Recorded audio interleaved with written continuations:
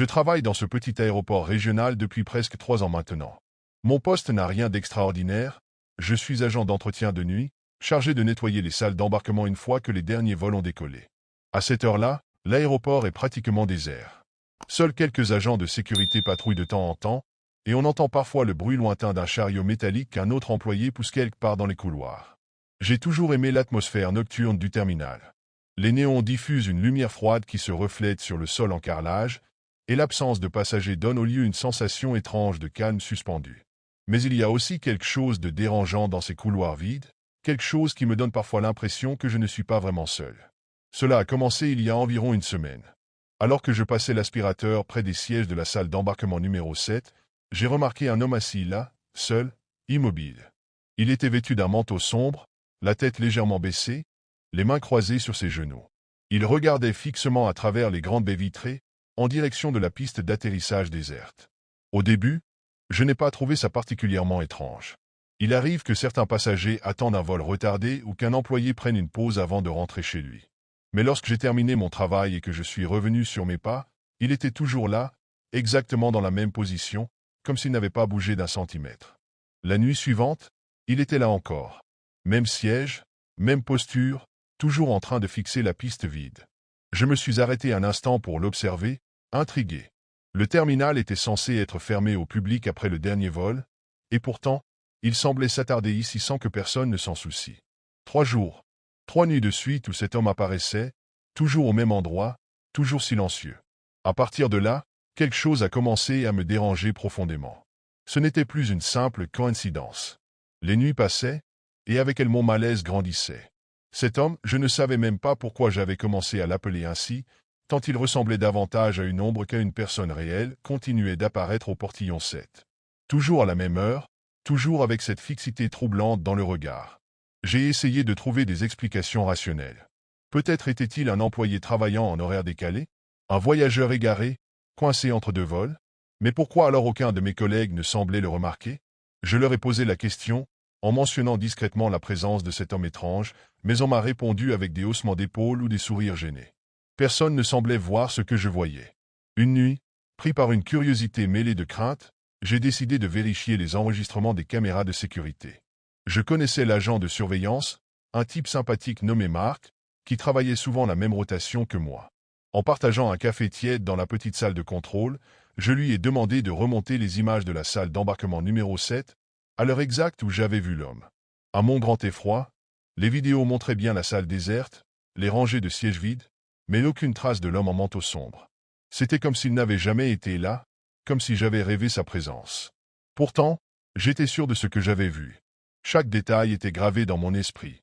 La posture raide, le regard absent, les mains croisées sur les genoux. C'est là que tout a basculé pour moi. Comment pouvais-je voir quelque chose que les caméras ne captaient pas? Était-ce une hallucination? Une fatigue accumulée qui me jouait des tours? Mais au fond de moi, une peur plus profonde murmurait une autre possibilité, quelque chose que je n'osais pas formuler. Cette nuit-là, je me suis promis de ne plus y penser. Peut-être que j'avais juste besoin de sommeil, que mon esprit me jouait des tours après trop d'heures passées sous les néons blafards du terminal. Pourtant, lorsque j'ai pris mon chariot de nettoyage et que je suis retourné dans la salle d'embarquement numéro 7, mon estomac s'est noué. Il était là, exactement au même endroit, immobile, le regard figé vers la piste déserte. Cette fois, c'était plus fort que moi. Je devais savoir. J'ai pris une inspiration, rassemblant tout mon courage, j'ai avancé lentement vers lui. Plus je me rapprochais, plus un malaise inexplicable me submergeait. L'air autour de lui semblait plus froid, comme si une bulle glaciale l'entourait. Arrivé à quelques pas, je me suis arrêté. De près, il paraissait encore plus étrange. Ses vêtements étaient d'un autre temps, comme s'ils venaient d'une autre époque. Un long manteau sombre, une chemise bien repassée, des chaussures cirées, mais tout semblait trop propre, trop intact, comme figé hors du temps. J'ai dégluti et pris mon courage à 2 mains. « Monsieur, vous attendez un vol ?» Ma voix a résonné dans le silence du terminal. Il n'a pas bougé d'un millimètre. « Vous allez bien? Vous avez besoin d'aide ?» Rien. Pas même un clignement d'yeux. Là, une peur sourde a commencé à monter en moi. Mais alors que je m'apprêtais à reculer, il a soudainement tourné la tête vers moi. D'un seul coup. Sec. Son regard. Mon Dieu. Ses yeux étaient vides. Pas vides comme ceux d'un homme perdu dans ses pensées. Non. Ils étaient littéralement vides, comme deux orbites creuses où il aurait dû y avoir des pupilles. Et pourtant, je sentais qu'il me regardait, qu'il me voyait. Puis, il a enfin parlé. Sa voix était rauque, déformée, comme un écho lointain qui ne devrait pas exister. J'attends le vol 409. Il va arriver ce soir. Mon sang s'est glacé. Il n'y avait pas de vol 409. Pas cette nuit. Pas dans tout l'aéroport. Pire encore, ce numéro me semblait étrangement familier. Le numéro résonnait dans ma tête comme un avertissement. Vol 409. Pourquoi ce chiffre me semblait-il si familier? Le regard encore figé sur cet homme impossible, je sentais mon cœur battre à tout rompre. Une partie de moi me suppliait de tourner les talons et d'oublier tout ça, mais c'était déjà trop tard. J'avais entendu ces mots. J'avais vu ses yeux vides.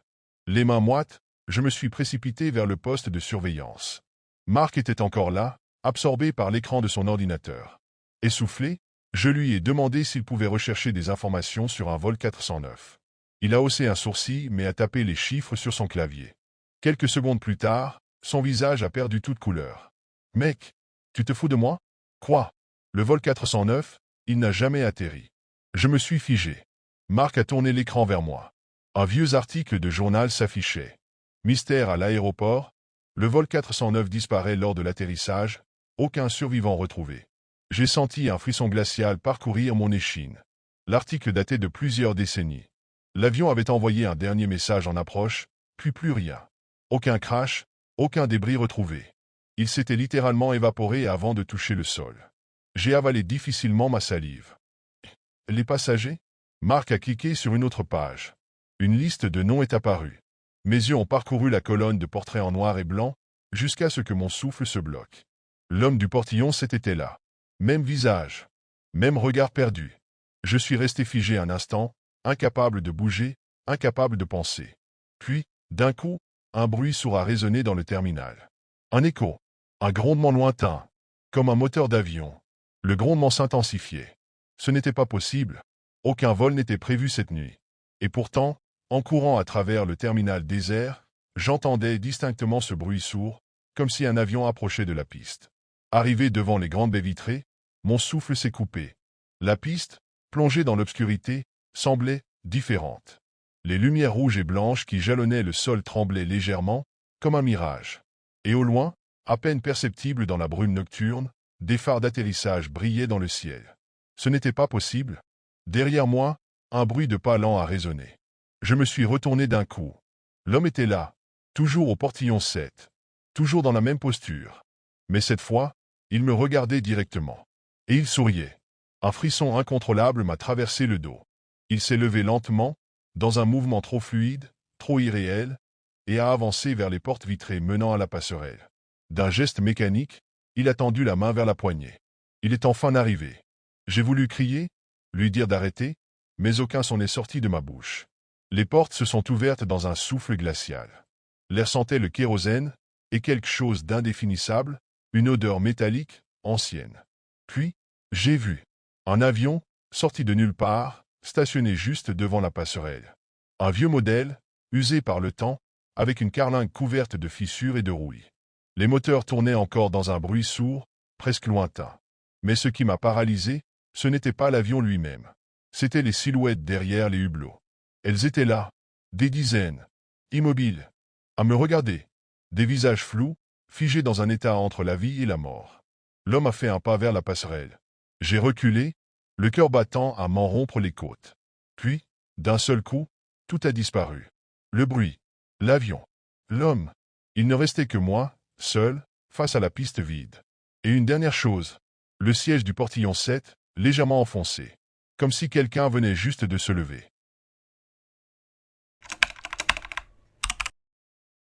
J'avais une longue escale dans cet aéroport immense, un véritable labyrinthe de couloirs interminables, de boutiques hors de prix et d'annonces constantes diffusées par des haut-parleurs grésillants. Mon vol de correspondance n'était prévu que plusieurs heures plus tard, alors je tuais le temps comme je pouvais. Un café brûlant à la main, j'arpentais les halls en observant la foule hétéroclite de voyageurs pressés, de familles épuisées et de solitaires plongés dans leur téléphone. Au bout d'un moment, je me suis arrêté devant un écran d'affichage des arrivées, plus par réflexe que par véritable intérêt. Les noms des compagnies aériennes défilaient en colonne, accompagnés des horaires et des statuts des vols. Atterri, en approche, retardé. Une routine banale. Mais un détail a attiré mon attention. Un vol que j'avais vaguement remarqué plus tôt, censé atterrir il y a déjà plusieurs heures, n'apparaissait toujours pas comme arrivé. Son numéro clignotait encore, sans aucune mise à jour. J'ai d'abord pensé à un simple oubli dans le système, un bug informatique.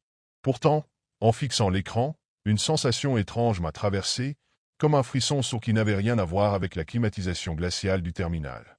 Intrigué, j'ai sorti mon téléphone pour chercher des informations. Mais avant même de taper quoi que ce soit, une voix automatique a résonné dans l'aéroport, couvrant le brouhaha ambiant. Le vol 714 en provenance de Buenos Aires est en approche. Veuillez vous rendre à la porte 34 pour l'accueil des passagers. Un détail me fit immédiatement froncer les sourcils. Ce vol, c'était précisément celui qui, selon l'écran, aurait dû atterrir il y a des heures. Alors pourquoi était-il encore annoncé comme en approche?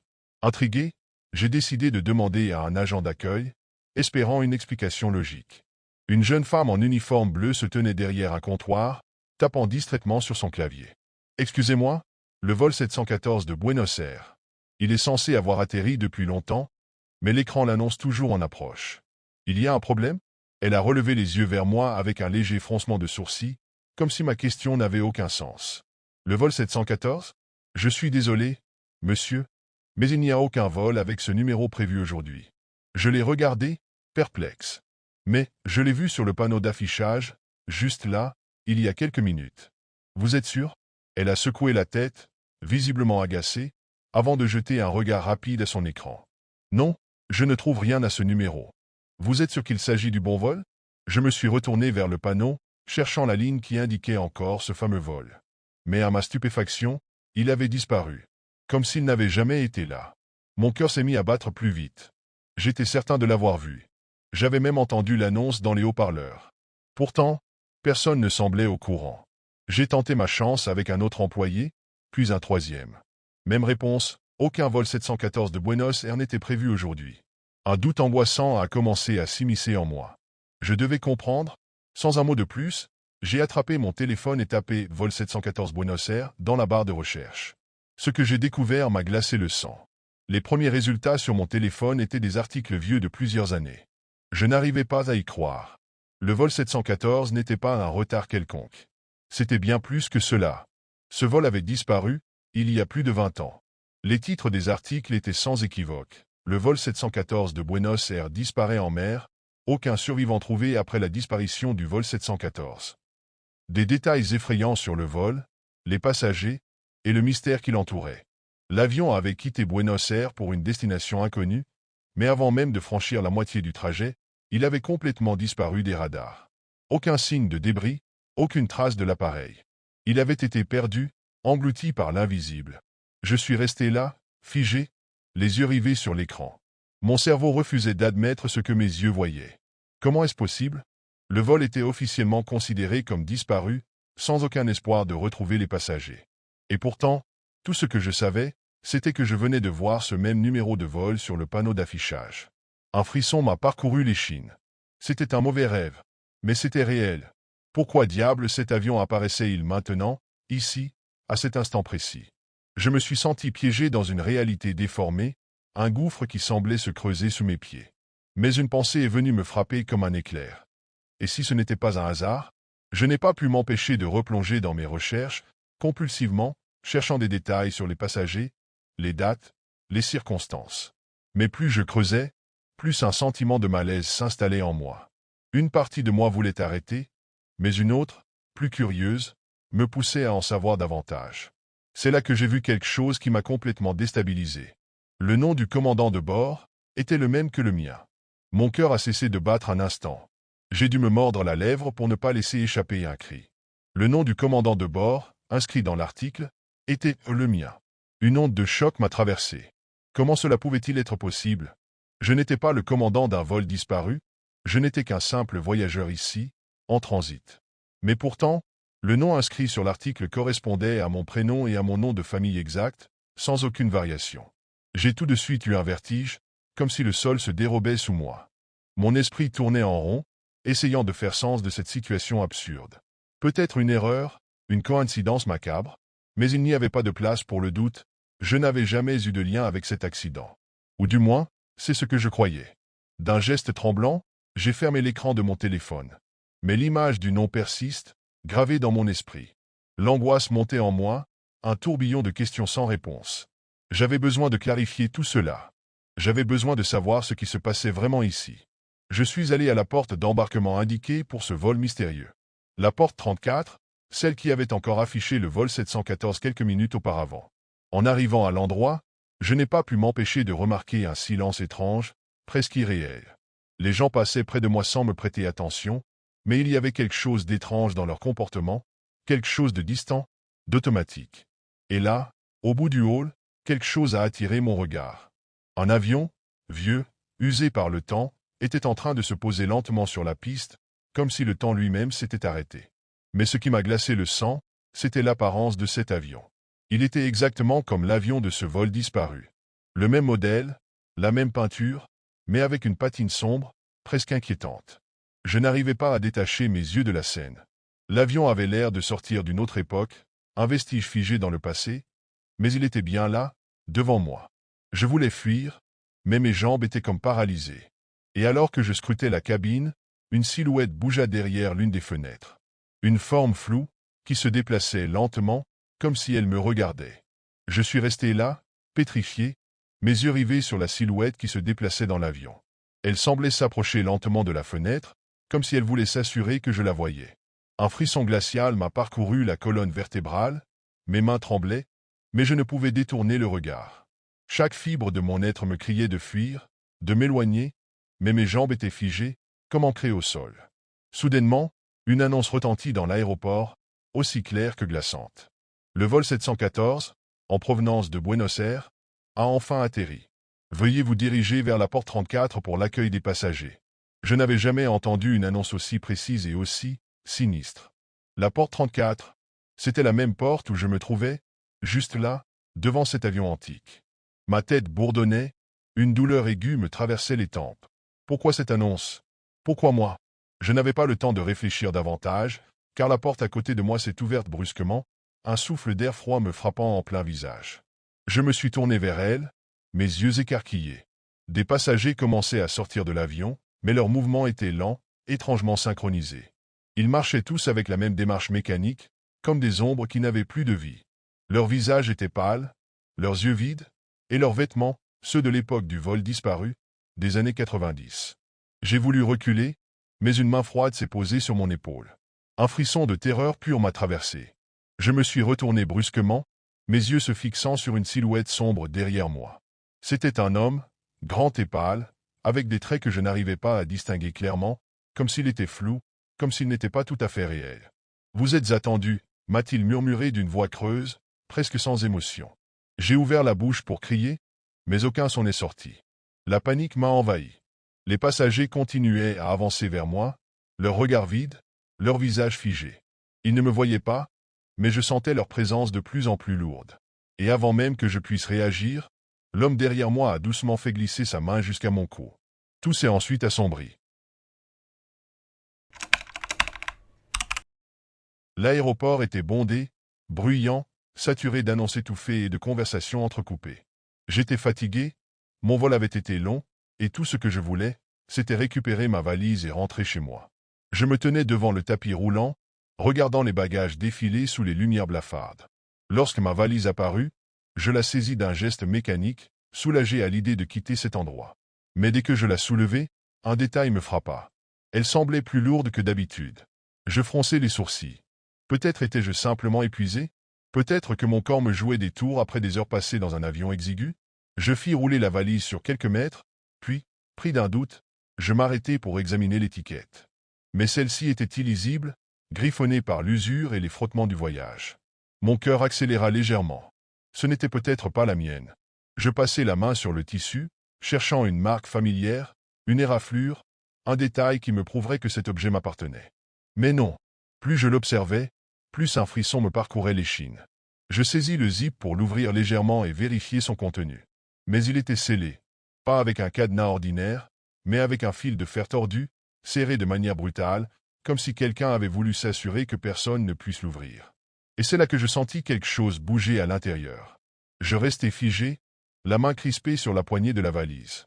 C'était imperceptible, presque subtil, Mais il y avait bien eu un mouvement. Un déplacement irrégulier, comme si quelque chose à l'intérieur venait de se caler différemment. Mon premier réflexe fut de me dire que c'était un objet mal rangé, un vêtement roulé en boule qui venait de glisser. Mais plus je fixais la valise, plus une sensation étrange me gagnait. C'était trop lourd, trop dense. Pas un simple déplacement dû au poids. Je pris une profonde inspiration et posai doucement ma main à plat contre le tissu. Un silence total, juste les échos de l'aéroport autour de moi. Puis, sous mes doigts, une pression infime. Quelque chose appuyait en retour. Je retirai ma main d'un coup, la respiration coupée. Mon regard tomba sur un petit papier collé sur le côté de la valise, un bout de scotch jauni le retenant à peine. Les lettres griffonnées à la hâte tremblaient légèrement, comme si celui qui les avait tracées l'avait fait dans la précipitation. Si tu l'as ouverte, maintenant c'est ton problème. Un frisson glacial me parcourut l'échine. Je lâchai la valise d'un geste brusque et reculai d'un pas.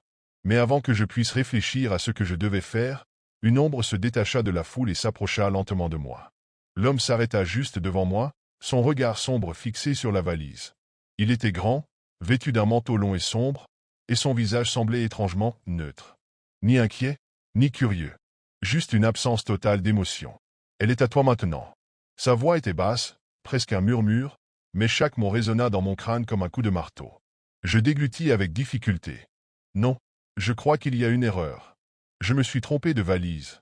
Un sourire lent étira ses lèvres. Un sourire sans chaleur, sans amusement. Non, tu as été choisi. Mon cœur se serra. Je jetai un regard autour de moi, cherchant une réaction des passants, un signe que quelqu'un d'autre avait entendu ces mots.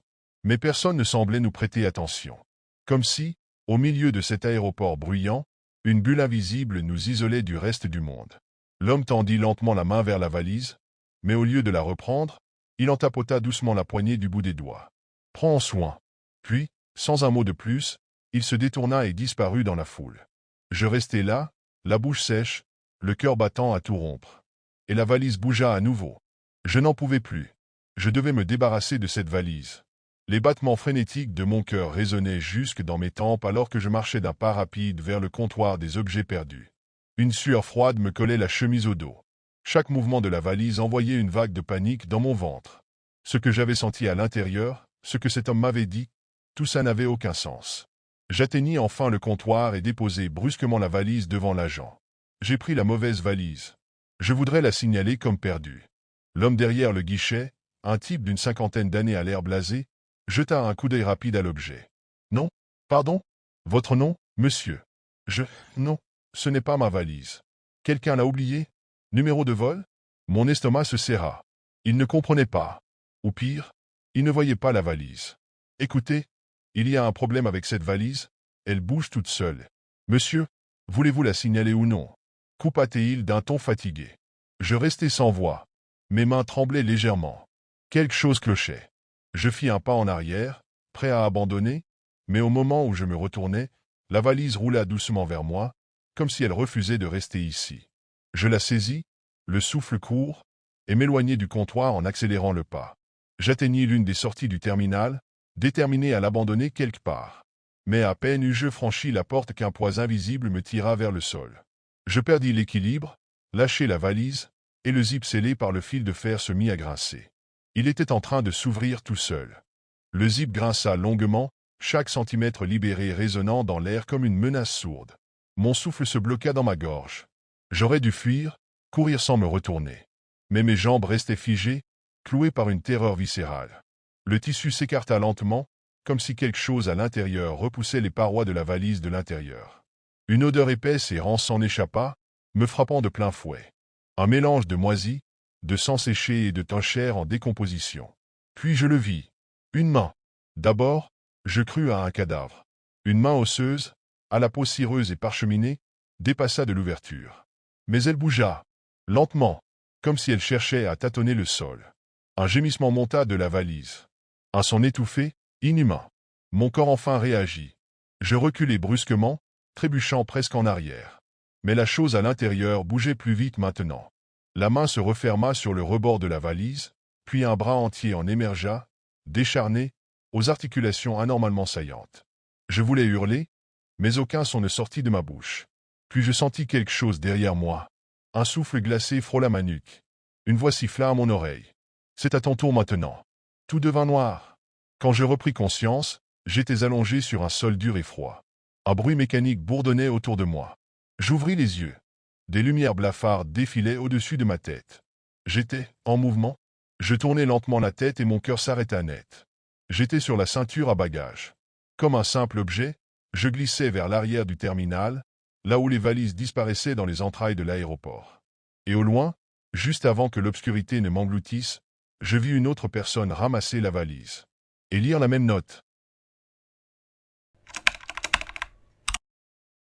J'étais épuisé. Mon vol avait déjà été retardé de plusieurs heures, et l'aéroport était un véritable chaos. Des passagers fatigués s'entassaient sur les sièges inconfortables, certains allongés sur leurs valises, d'autres discutant à voix basse avec un air résigné. Une femme au comptoir de la compagnie aérienne répétait sans cesse les mêmes explications aux voyageurs frustrés, sa voix presque couverte par les annonces monotones qui résonnaient dans les haut-parleurs. Je regardais ma montre, 2h37 du matin. Mes paupières étaient lourdes, et un mal de tête lancinant s'installait derrière mes tempes. Je n'avais presque pas dormi la nuit précédente, et à ce stade, la fatigue me donnait l'impression d'être en dehors de mon propre corps. J'essayais de me redresser sur mon siège en plastique, mais mes muscles protestèrent aussitôt. Juste quelques minutes, me dis-je en posant ma tête contre mon sac à dos. L'ambiance bourdonnante de l'aéroport devint un murmure lointain. Les voix se fondirent dans un bruit sourd, le cliquetis des talons sur le sol de marbre s'effaça lentement, et mes pensées se dissipèrent comme de la fumée. Mes yeux se fermèrent d'eux-mêmes, et en quelques secondes, je sombrai dans un demi-sommeil. Quand j'ouvris les yeux, quelque chose n'allait pas. L'atmosphère avait changé. Un silence lourd pesait sur l'aéroport, un silence si absolu qu'il en était presque oppressant. Je me redressai lentement, un frisson parcourant mon échine. Il n'y avait plus personne. Les sièges autour de moi étaient vides. Plus aucun passager fatigué, plus aucun employé s'affairant derrière les comptoirs. Les écrans d'affichage continuaient de défiler les horaires de vol, comme si tout était normal, mais l'endroit était désert. Même les boutiques, pourtant ouvertes 24 heures sur 24, semblaient abandonnées. Je me levai en jetant un regard autour de moi, mon cœur battant un peu plus vite. Où étaient passées toutes ces personnes? Quelques minutes plus tôt, cet endroit grouillait de vie. Maintenant, j'avais l'impression d'être la dernière personne sur Terre. Je marchais lentement vers le comptoir d'information, mes pas résonnant étrangement sur le sol de marbre. J'avais l'impression qu'ils étaient trop forts, comme si le vide autour de moi amplifiait chaque son. Il y a quelqu'un? Ma voix se perdit dans l'espace immense, sans écho, sans réponse. Un malaise insidieux s'insinua en moi. L'aéroport ne pouvait pas être vide comme ça. Ce n'était pas normal. Je sortis mon téléphone et regardai l'écran. Pas de signal, pas de Wi-Fi, rien. Puis, un son brisa enfin le silence. Un chuchotement, lointain mais distinct. Un murmure rauque, comme une voix qui peinait à former des mots. Je retins mon souffle. Le haut-parleur grésilla, et une phrase, presque inaudible, résonna dans tout le terminal. Cours avant qu'il n'arrive. Je restai figé. Mon cerveau refusait d'interpréter ce que je venais d'entendre.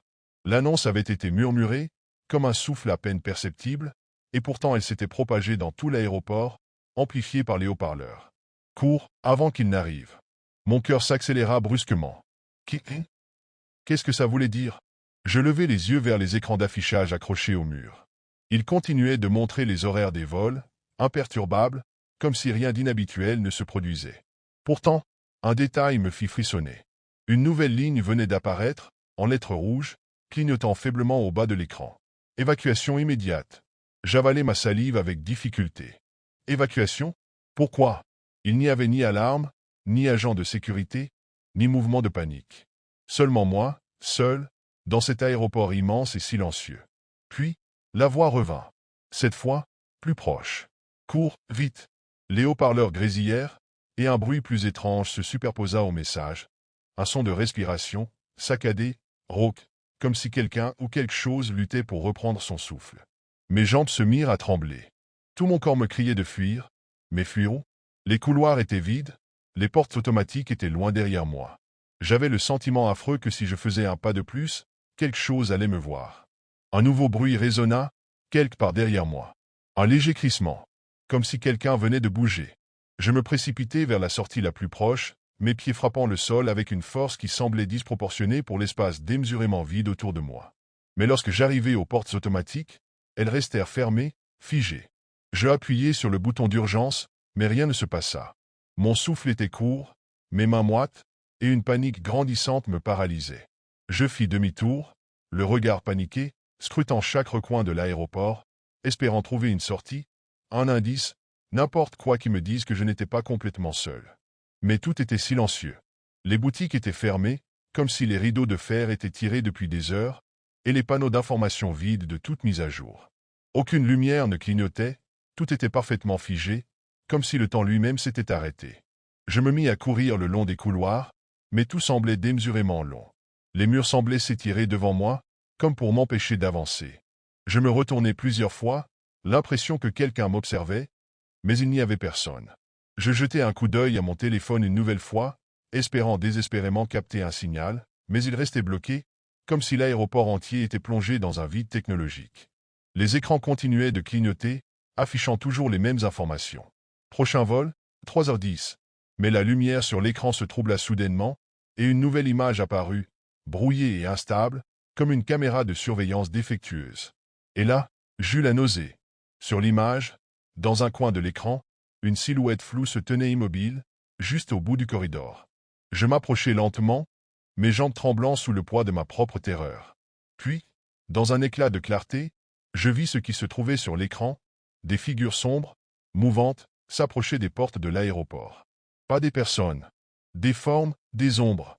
Je reculai précipitamment.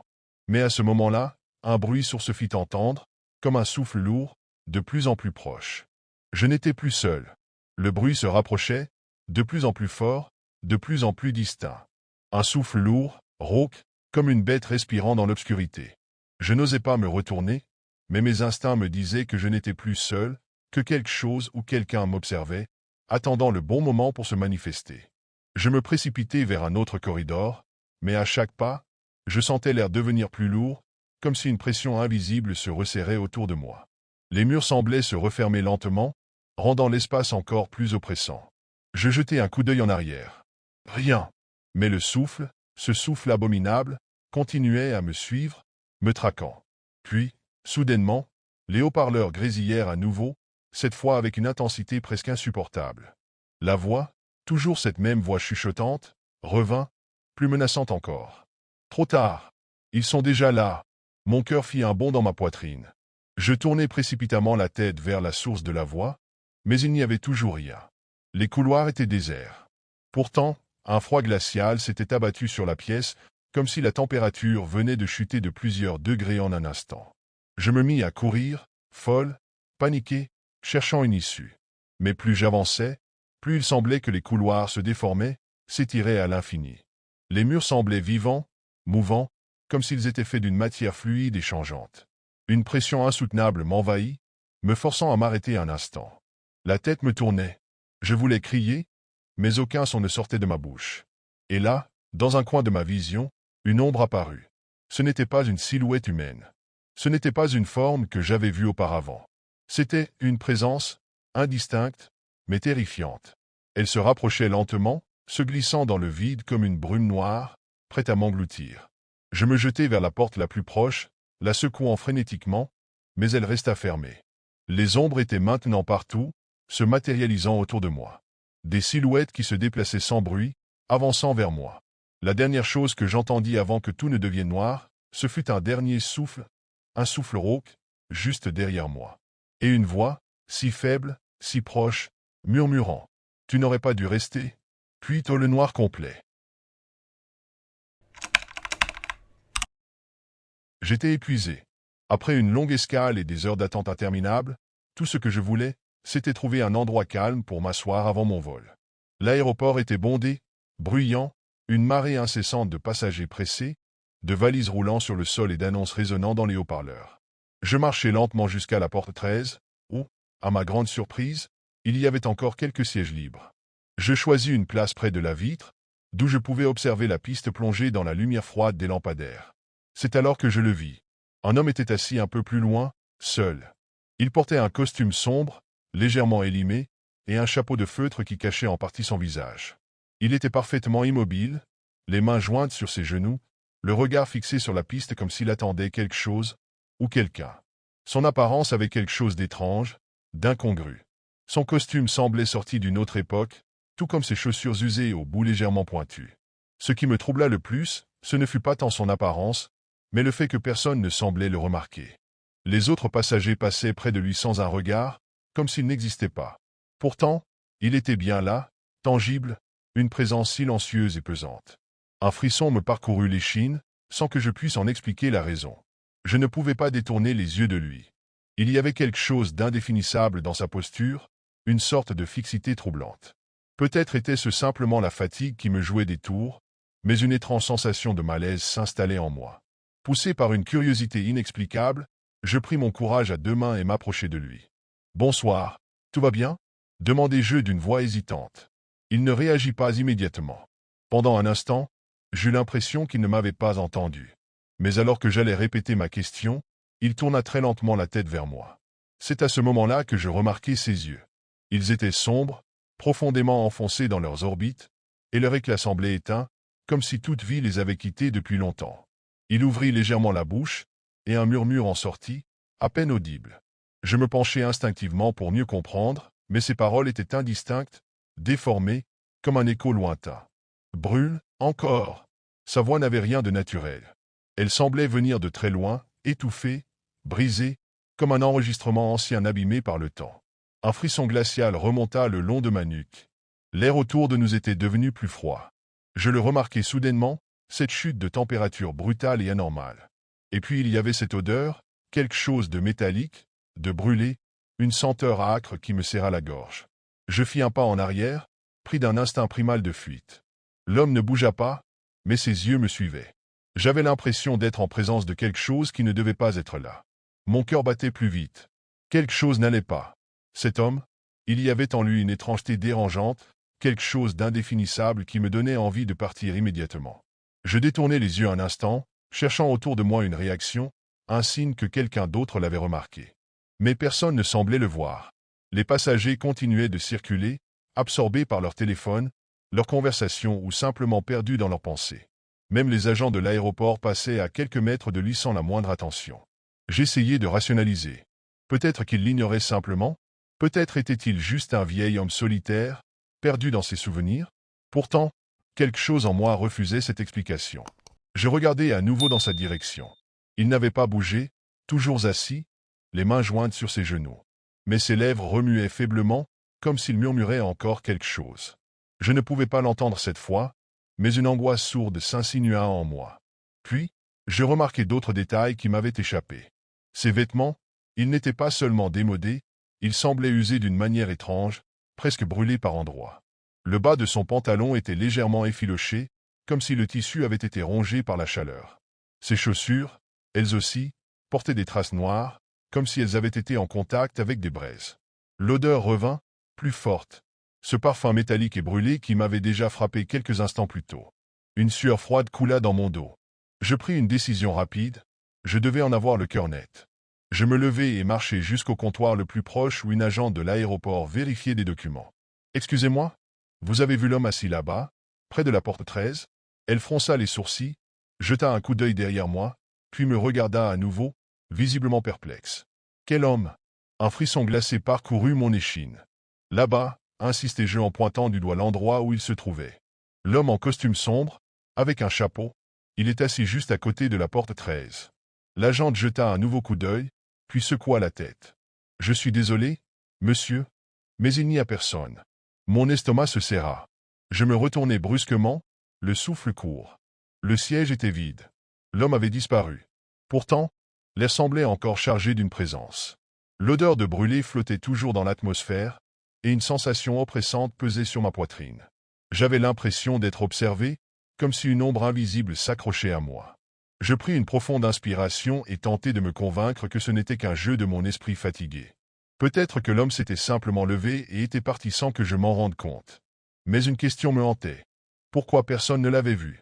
Cherchant à me changer les idées, je décidai de tuer le temps en explorant l'aéroport. Non loin de là, une petite exposition sur l'histoire du terminal attira mon attention. De vieilles photographies en noir et blanc étaient exposées sous verre, accompagnées de légendes racontant l'évolution du lieu au fil des décennies. Je parcourus distraitement les images, jusqu'à ce que mes yeux s'arrêtent sur l'une d'elles. Une photo ancienne, prise sur le tarmac, montrait un groupe de passagers sur le point d'embarquer. L'image était datée 26 novembre 1956. Mon cœur se figea. Parmi ces passagers, debout près de l'avion, il y avait un homme. Un homme vêtu d'un costume sombre et d'un chapeau de feutre. C'était lui, exactement le même visage, la même posture, les mêmes vêtements usés. C'était impossible, mais il était là, figé à jamais dans cette image jaunie par le temps.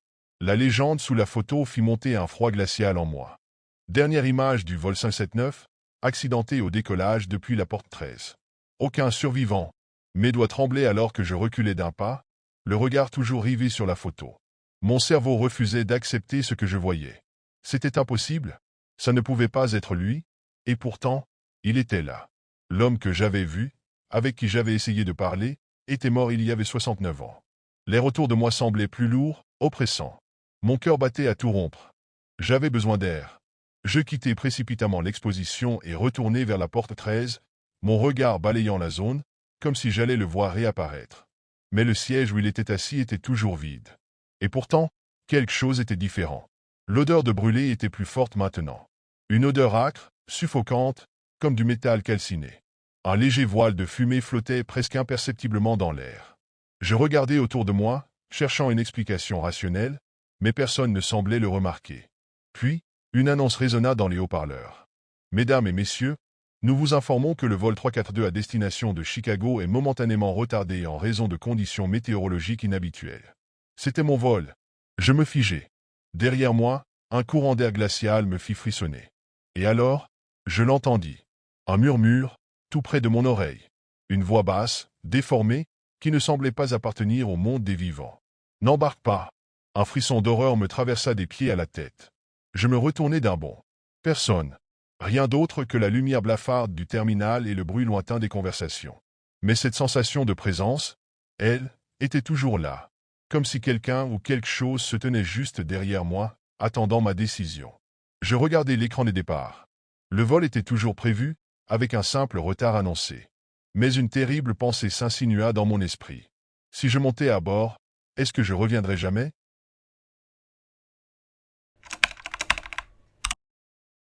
La nuit était tombée depuis longtemps lorsque j'ai reçu l'appel. J'étais dans la salle de repos du personnel, buvant un café tiède, quand mon radioémetteur a grésillé. Problème de porte signalé dans le terminal désaffecté.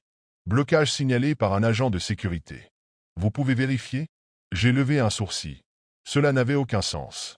Le terminal en question avait été fermé il y avait 17 ans. Plus aucun vol n'en partait, et toute l'électricité y avait été coupée. L'endroit était devenu un simple vestige, une aile fantôme du grand aéroport. Parfois, les agents de sécurité faisaient des rondes là-bas, mais ils ne signalaient jamais rien d'autre que de la poussière et des pigeons morts. Vous êtes sûr? Ai-je demandé en pressant le bouton de mon émetteur. Affirmatif. Une porte verrouillée, mais elle ne figure pas sur le plan. Possible erreur d'ancienne structure. Il faudrait vérifier. Je soupirai et attrapai ma lampe torche ainsi que ma trousse à outils. J'avais l'habitude des demandes absurdes. Des portes tordues par le temps, des systèmes d'ouverture rouillés, des panneaux de faux plafonds qui s'effondraient sous leur propre poids. C'était le genre de problème qui arrivait dans des bâtiments abandonnés. Mais quelque chose me dérangeait. Si cette porte n'existait pas sur les plans, pourquoi un agent de sécurité l'avait-il trouvée fermée? Je traversai les couloirs presque vides du terminal principal et descendis un long escalier de service, là où la lumière des grandes baies vitrées ne pénétrait plus. L'air devint plus froid. L'odeur changea, remplaçant l'odeur habituelle de café et de carburant par quelque chose de plus vieux, de plus sec, comme du bois mort enfermé depuis trop longtemps. Enfin, j'atteignis l'entrée du terminal désaffecté. Les grandes portes automatiques étaient bloquées en position ouverte, couvertes d'une fine couche de poussière. L'intérieur était plongé dans l'obscurité. D'un geste rapide, j'allumai ma lampe torche et pénétrai dans l'aile abandonnée, sans me douter que j'étais sur le point de commettre une erreur irréversible. Je progressai lentement dans le terminal abandonné, mes pas résonnant dans l'immensité vide. L'endroit était figé dans le temps. Les anciens comptoirs d'enregistrement étaient toujours là, recouverts de poussière, leurs écrans éteints depuis des années. Des rangées de sièges en plastique formaient des îlots d'ombre sous la faible lueur de ma lampe torche. L'odeur était étrange. Pas seulement celle de la poussière et du renfermé, mais une senteur plus indéfinissable, métallique, presque électrique. Je continuai d'avancer, suivant les indications du rapport, jusqu'à ce que je l'aperçoive. La porte, elle était là, au fond d'un couloir étroit, encastrée entre deux murs. Je fronçai les sourcils. Elle n'avait rien à faire là. D'après les plans, ce couloir était un simple passage technique qui menait à un escalier condamné. Il n'y avait jamais eu de pièce à cet endroit. Et pourtant, la porte était bien réelle. Elle semblait plus ancienne que le reste du terminal. Contrairement aux portes métalliques modernes de l'aéroport, celle-ci était en bois épais, peinte en gris terne. La peinture s'écaillait par endroits, révélant une surface noircie comme par des brûlures. La poignée en laiton était ternie, marquée par le temps. Je m'approchai et posai la main dessus. Froide, anormalement froide. Je tentai de l'ouvrir, mais elle était bien verrouillée. Je me baissai pour examiner la serrure, rouillée, usée, mais fonctionnelle. C'est alors que je remarquai les marques. Sur le bas de la porte, des dizaines de fines rayures griffaient le bois, comme si quelqu'un, ou quelque chose, avait tenté de gratter, de creuser. Mon estomac se serra. Ce n'étaient pas de simples traces d'usure. Elles étaient trop profondes, trop irrégulières. Une pensée désagréable s'insinua dans mon esprit. Et si ce n'était pas pour entrer qu'on avait griffé cette porte, mais pour sortir? Je secouai la tête. C'était stupide. Ce n'était qu'une vieille porte oubliée. Voilà tout. Je sortis mon trousseau de clés et commençai à forcer la serrure, ignorant cette sensation sourde de malaise qui me nouait la gorge. La serrure céda avec un déclic sec, et la porte s'ouvrit dans un grincement long et plaintif. Derrière, il n'y avait pas une simple pièce technique comme je l'avais imaginé. Un couloir s'étendait devant moi, sombre et silencieux. Un couloir qui ne figurait sur aucun plan, qui n'avait aucune raison d'exister. Je levai ma lampe torche, projetant un faisceau tremblant sur les murs. Ils étaient recouverts d'un revêtement ancien, différent du reste de l'aéroport, comme s'ils appartenaient à une époque révolue. Le sol était carrelé de dalles jaunies, et la poussière s'y accumulait en couches épaisses, mais ce n'était pas ça qui me fit frissonner. C'étaient les empreintes. Des traces de pas parsemaient la poussière, certaines légères et estompées, d'autres plus nettes, comme si quelqu'un était passé récemment. Je m'accroupis pour les observer de plus près et remarquai quelque chose d'encore plus troublant, elles allaient toutes dans la même direction. Aucune ne revenait en arrière. Un courant d'air glacial s'infiltra par l'ouverture, me faisant frissonner malgré moi. Derrière moi, l'espace silencieux du terminal désaffecté semblait soudainement lointain, irréel. Puis, un son brisa le silence. Un grésillement. Faible, indistinct, mais bien là. Je levai la tête, cherchant son origine, et compris avec horreur que cela venait du couloir. Ma radio. Elle était allumée, mais le bruit n'était pas celui des interférences habituelles. C'était autre chose. Un mélange de voix étouffées, d'annonces lointaines, comme si quelqu'un, quelque part, diffusait encore les appels d'embarquement d'un vol qui n'avait jamais existé. Passagers du vol, dernière, porte 14, embarquement immédiat. La voix était déformée, hachurée, comme une vieille cassette usée. Je sentis un frisson me parcourir l'échine. Le vol 14. Il n'y avait jamais eu de porte 14 dans cet aéroport. Un bruit résonna au loin, un écho sourd qui se propagea dans l'obscurité du couloir.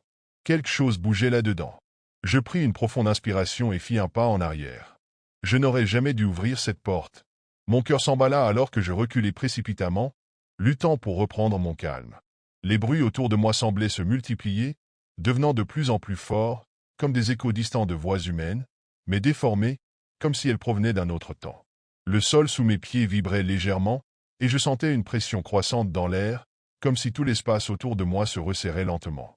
La radio, toujours allumée, émettait maintenant une voix claire, mais incompréhensible, s'élevant du fond du couloir. Aux passagers du vol, dernier appel, porte 14, embarquement immédiat. C'était le même message, mais maintenant il semblait plus proche. Je pris un autre pas en arrière, puis un autre, cherchant désespérément à sortir du couloir, à fuir cette sensation oppressante. Mais à chaque mouvement, j'avais l'impression que le couloir devenait de plus en plus long, comme s'il se déployait à l'infini sous mes yeux. Le plafond semblait se déformer, et les murs ondulaient, comme si l'endroit n'était même pas réel. Un frisson me parcourut quand je vis quelque chose bouger dans l'ombre au bout du couloir. Une forme, indistincte, se déplaçait lentement, s'approchant à peine perceptiblement. Les bruits de pas se faisaient plus nets, plus réguliers. Un souffle rauque, comme une respiration. Je tentais de me retourner et de courir vers l'entrée, mais mes jambes semblaient enchaînées au sol, comme si l'air lui-même me retenait. Je fixai la porte d'entrée, mais elle était déjà hors de portée. Je n'avais pas bougé de place, mais tout autour de moi semblait se déformer, se tordre, comme un mirage dévastateur. Je jetai un regard nerveux par-dessus mon épaule. La forme approchait de plus en plus. Je pouvais sentir une présence, une pression palpable derrière moi, mais je n'osais pas tourner la tête pour voir ce qui m'attendait. Les bruits étaient presque assourdissants maintenant. Des voix chuchotantes, hurlantes, mélangées au bruit de pas, semblaient résonner dans tout le corridor, m'enveloppant dans un tourbillon de terreur. Et alors que je faisais un autre pas en arrière, ma lampe torche clignota une dernière fois et s'éteignit. Tout devint noir. Je me retrouvai seul dans une obscurité totale, les bruits des pas de plus en plus proches. Une ombre se forma juste devant moi, sa silhouette indistincte, mais ses contours de plus en plus clairs. Elle semblait m'observer, fixant chaque mouvement que je faisais. Puis, un murmure glaçant s'éleva dans le noir. Une voix rauque, profonde, presque familière. « Tu ne peux pas fuir. » Je me figeai. Le sol se déroba sous mes pieds, et je me retrouvai englouti par l'obscurité. Je me réveillai dans une pièce étouffante, mes mains tremblant de panique. Mon corps était endolori, comme si j'avais été projeté contre le sol, mais il n'y avait pas de sol sous moi. Une brume épaisse envahissait l'espace, m'empêchant de voir où je me trouvais. Le bruit de mon souffle résonnait dans l'air lourd, et autour de moi, un silence pesant s'était abattu. Je n'étais plus dans le couloir. Je me redressai, paniqué, et cherchais frénétiquement un indice, une sortie, quelque chose qui puisse expliquer où je me trouvais. Mais il n'y avait rien. Juste l'obscurité qui m'entourait, comme une cage invisible. J'eus une idée, un espoir infime, ma radio. Je fouillai dans mes poches, mais elle avait disparu. Mon cœur se serra alors que je me rendais compte que tout ce qui était connecté à la réalité semblait m'avoir échappé. Je n'avais plus aucun repère. Soudain, un cri perça le silence. Un cri de désespoir, puis un autre, et encore un. Ils semblaient s'entrelacer, fusionnés en une masse indistincte de voix humaines, pleurant, hurlant, suppliant. L'écho de leur souffrance se propageait dans l'air, me laissant une sensation de nausée. Je fermai les yeux, essayant de bloquer le bruit, mais quand je les rouvris, une silhouette se tenait devant moi. Un homme. Il était vêtu d'un uniforme d'aéroport, une vieille veste usée, son visage pâle et marqué par l'âge. Ses yeux étaient éteints, comme s'ils n'avaient jamais été pleins de vie. Il me regardait fixement, sans expression, comme une figure spectrale. Il s'avança d'un pas, et je reculai par instinct, le cœur battant à tout rompre. Mais mes jambes ne répondaient plus. Je me retrouvai cloué au sol. La voix qui sortit de ses lèvres n'était pas humaine. Elle était déformée, comme si elle passait à travers un haut-parleur défectueux. « Tu as ouvert la porte. Maintenant, tu es avec nous. » J'essayai de crier, mais aucun son ne sortit. La terreur m'envahit à mesure que je comprenais ce qu'il signifiait. Je n'étais pas seul ici. Les voix autour de moi s'intensifièrent, les cris devenant plus forts, plus insistants. Je vis d'autres silhouettes, floues et déformées, se rassembler autour de moi. Elles étaient comme des ombres d'anciens voyageurs, coincés entre les dimensions, ne pouvant jamais partir. Et dans le lointain, j'entendis une annonce familière. Dernier appel pour le vol 342 à destination de l'oubli. Une brise glacée souffla, et je sentis mon corps disparaître dans l'ombre. Le lendemain, lorsque mes collègues arrivèrent pour leur tournée de maintenance, ils trouvèrent un rapport étrange. Aucun signe de ma présence, à l'exception d'une note dans mon manuel de service, inscrite en lettres tremblantes, ne jamais ouvrir cette porte. Mais ce qui les troubla vraiment, c'est que sur la carte de l'aéroport, la porte qu'ils cherchaient n'existait plus. Elle avait disparu.